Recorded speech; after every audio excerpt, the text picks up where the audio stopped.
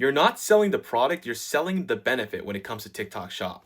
For all the new people, my name is John Scali. I've been doing TikTok Shop for 2 years. I've made $1.7 million in sales and 6 figures in profit. And this is my advice when it comes to selling products. This is something I go a lot more in depth on my YouTube channel. If you guys want to check that out, it's the first link in my bio. I feel like this is advice that a lot of us already know, but there's nothing wrong with a little bit of a refresher to understand why people actually buy products. So a lot of people make the mistake, for example, this NeuroGum right here, by selling the product in its literal form, saying, this is caffeine gum.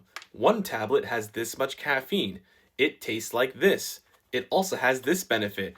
Brother, that's boring. No one's gonna buy that. You're not selling caffeine gum. You're selling the ability to go on a road trip without chugging energy drinks and having to piss every 5 seconds and still have energy to keep going. That is a benefit of this. You're not selling gum. You're selling to the college student that doesn't have time for coffee and has to go to 6 classes back to back and he just wants a little bit of pickup. That's why he needs NeuroGum.